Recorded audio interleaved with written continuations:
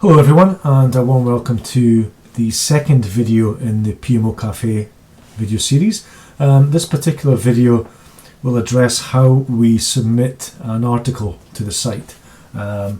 So first of all, you can see I'm on the home page. I have actually logged in already, so let's just get straight through to articles. So clicking on articles here in the menu brings up the list of articles already published within the site. There is actually only the one at the moment, but we're hoping that yourselves and ourselves will be adding a lot more over the coming weeks and months. So anyway, to submit an article though, if you just click articles and then hover over that, click on submit article, and this brings you to the submit article form. So anyway, I'm just going to write a test article for the purposes of this demonstration. So let's just write in test article. Now the next bit is save to. We need to select a category. Within the site, all the articles are categorized dependent on the various sections. So what we've done here is set up a list of the current categories to which you may post an article. So you can see we have business development, miscellaneous. So yeah, miscellaneous. If the actual category you're looking for is not here, then post it under miscellaneous, and by all means feel free to drop us a line under the contact us form to let us know that you wish to have a category added. You'll notice we have suggest category over here, but this is to do with the lessons learned database, which I'll cover in another video, not to do with the categories within the article. So as I say, it's pick one of these categories. If anything doesn't exist for the purposes of your article, put it under miscellaneous, and then either email me, that's colin@pmocafe.com, or go via the contact page and I'll set up your desired category for you. So that's me now selecting my category, information technology, and now to add the real meat and bones of the article, I just click on the editor button, and what this does is it brings up a kind of stripped down word processor. So you can see at the bottom here we've got the facility to add bullet points. That's obviously undo and redo. Clicking in here, it gives us bold, italics and underlines. So it's a very stripped down word processor. So anyway, I'm just going to type a little something in here.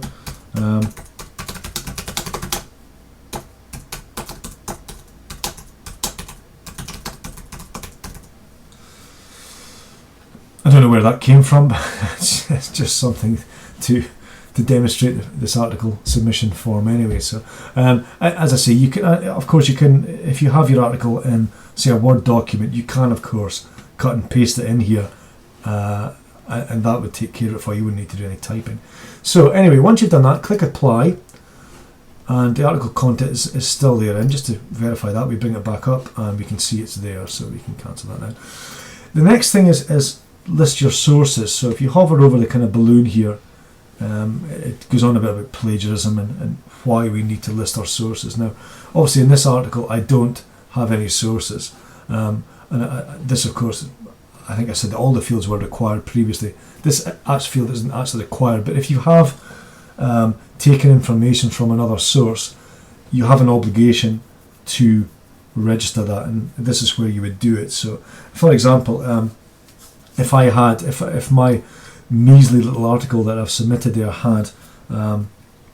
I'd taken that from a website, say for example the BBC, I might have to do something like this. I would give the author to start with. So if I can't find an author, I'll quote the website. So it would be bbc.co.uk.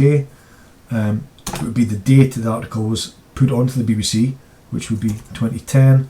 It would be the title, Computers in Business.